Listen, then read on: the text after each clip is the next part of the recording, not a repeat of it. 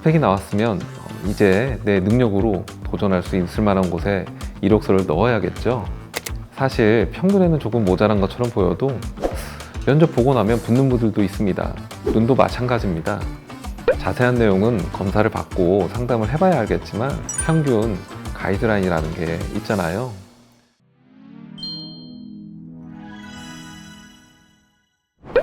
안녕하세요. 클리어 서울 안과 김재영 원장입니다. 갑작스럽지만 여러분, 스펙이 어떻게 되시나요?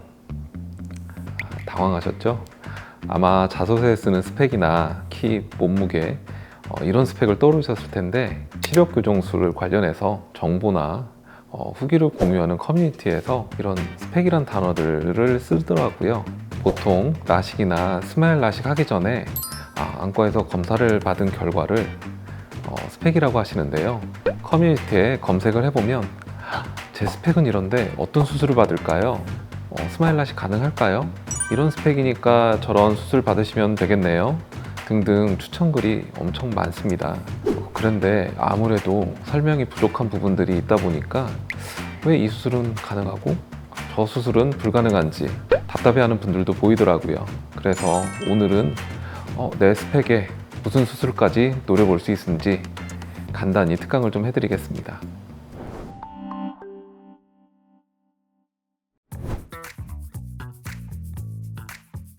라식이나 라섹, 요즘 인기 많은 스마일 라식까지 모든 시력 교정술을 통틀었을 때 가장 중요한 게 정밀 검사입니다. 첫 번째로 가장 기본적인 시력 검사가 있고 각막 지형도 검사, 자동 굴절력 검사 같은 각막 검사가 있습니다. 망막 단층 촬영이랑 안저 촬영, 정밀 시야 검사를 하는 녹내전 검사도 필요하고요. 초음파 검사나 안구 공간을 측정하는 검사인 백내전 검사도 해야 됩니다. 그 밖에도 야간 빛 번짐 검사, 눈물 분비량 검사, 안구 건조증 검사 등등 자세하게 설명드리려면 1박 2일은 더 필요합니다. 그럼 다 말하기도 지치는 이 검사들이 꼭 반드시 필요한 것이냐? 무조건 그렇지는 않습니다. 수술을 결정한 것은 아니고 수술이 가능한지 스펙을 알기 위해서는 받은 검사가 이렇게까지 많이 필요하지는 않습니다. 그래서 가이드라인을 잡을 때 주로 쓰이는 몇 가지 장비만 설명을 해드리겠습니다. 첫 번째로 저희 병원에서 사용하는 렌즈미터가 있습니다. 이 렌즈미터는 안경 렌즈나 컨택트 렌즈 도수를 측정하는 장비인데 이제 현재 쓰고 있는 안경의 도수를 측정해서 과거 시력과 현재 시력을 비교하는 데 필요합니다. 시력 변화를 엄청나게 눈여겨봐야 하기 때문에 안과에서는 필수적인 장비입니다. 둘째는 스페큘라 마이크로스코피라고 하는 각막 내피세포 검사기입니다. 이것은 각막이랑 맞닿지 않고 각막의 뒤쪽 내피세포를 관찰해서 정상 수치량이랑 비교하는 데 쓰입니다. 각막 내피세포가 변성이 있는지 아니면 다른 이상이 있는지 또 이 각막의 두께를 측정을 할 수가 있습니다. 이 각막 두께라고 하는 것이 시력 교정 수술에서는 매우 중요하기 때문에 알아두셔야 합니다. 셋째, 각막 지형도 검사 장비인 갈릴레이가 있습니다. 이것은 각막의 형태를 확인하는 기계입니다. 수술이 가능한지 판단하려면 결국 각막 지도, 각막 지형도라고 하는 이 각막의 형태를 관찰을 해야 되는데요. 각막 지형도 검사를 하게 되면 환자의 고유 지도 데이터가 나오기 때문에 나중에 이렇게 불규칙한 각막도 매끈하게 교정을 해서 볼 수 있습니다.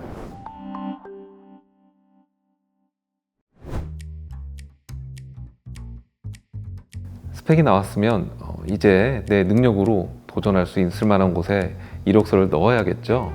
사실 평균에는 조금 모자란 것처럼 보여도 면접 보고 나면 붙는 분들도 있습니다. 눈도 마찬가지입니다.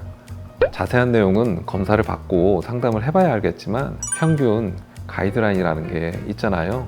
스마일 라식은 너무 심한 고도근시나 너무 심한 난시에서는 수술을 못하게끔 인위적으로 제한이 걸려 있어요. 그 마지노선이 근시는 마이너스 10디옵터, 난시는 마이너스 5디옵터 정도까지인데요. 사실 진료를 보다 보면 난시가 마이너스 5디옵터를 넘어가는 경우는 거의 없습니다. 사막에서 바늘 찾기예요. 그래서 난시가 나는 너무 심한데 스마일 라식은 안 되나요? 하셔도 실제로는 충분히 가능한데요? 하는 경우가 대부분이에요. 그렇기 때문에 본인이 아무리 난시가 심한 것 같아도 치료 포기하지 마시고 검사를 받으시면 됩니다. 앞에서 제가 검사할 때 뭐가 중요하다고 알아두시라고 한 거 기억나시나요? 각막 두께입니다. 라식은 각막을 깎아서 시력을 교정하는 수술이기 때문에 각막 두께를 얼마만큼 남기느냐가 엄청 중요합니다. 스마일 라식의 장점이 수술을 라식처럼 편하게 하지만 또 동시에 라섹처럼 각막을 적게 쓴다는 거예요. 안타깝지만 스마일 라식도 각막 두께가 너무 심하게 얇은 분들은 못하게 됩니다. 그런데 이건 너무 얇은 경우이고 라식은 안 되지만 라섹은 되는 정도라면 스마일 라식도 충분히 가능합니다.